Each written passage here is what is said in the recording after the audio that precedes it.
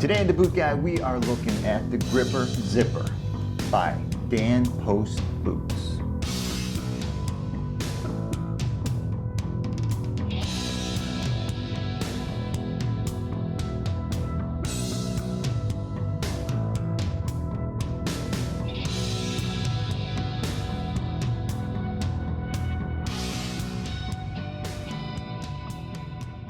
So one of the first things that stands out about this Dan Post is the side zipper. Now, you can get this thing on and off without really unlacing your boots if you wear your boots loose. But I would not suggest that because it's such a comfortable, well-padded, waterproof boot that you're going to want to tighten this thing down and you're going to want to only save the zipper for emergencies. And what I mean by that is that this is a heat-resistant sole. So a boot like this is going to be ideal in a oil rigging situation, in a place where you're going to be dealing with a lot of hot materials and where you could get stuff that falls down into your boot. You're going to want to be able to get this thing on and off really quick.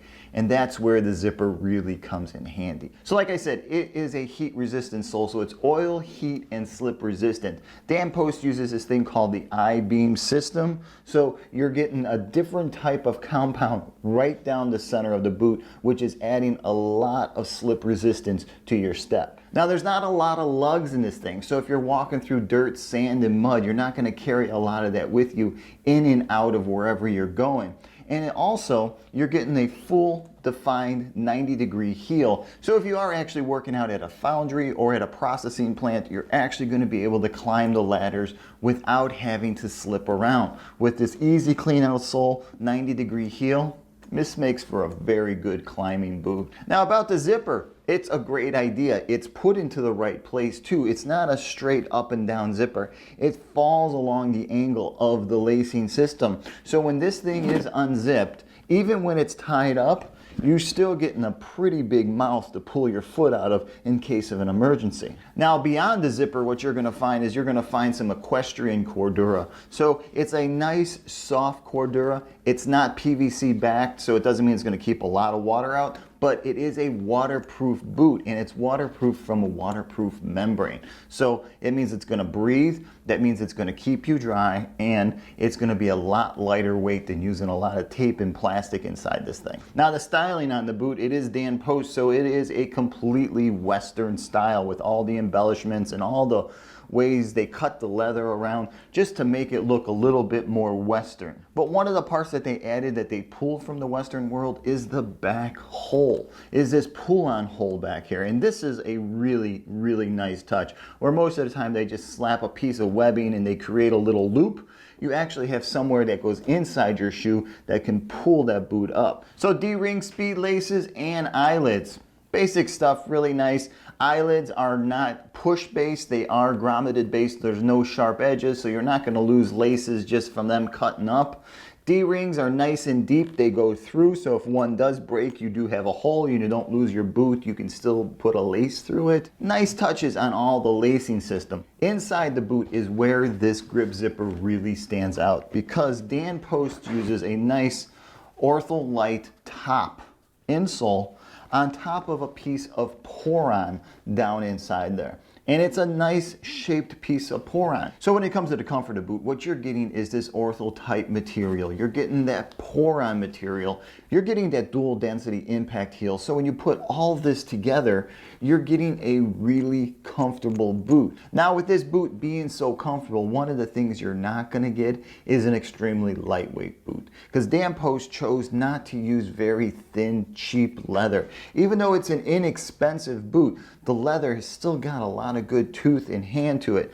Though it's been worked and flexed and softened through processes, it's got some beef. So you've got heavy leather, you've got a heat and oil resistant sole, which by nature, in order to make something heat resistant, it has to be pretty dense. So that makes it a little bit heavier because there's less air in there.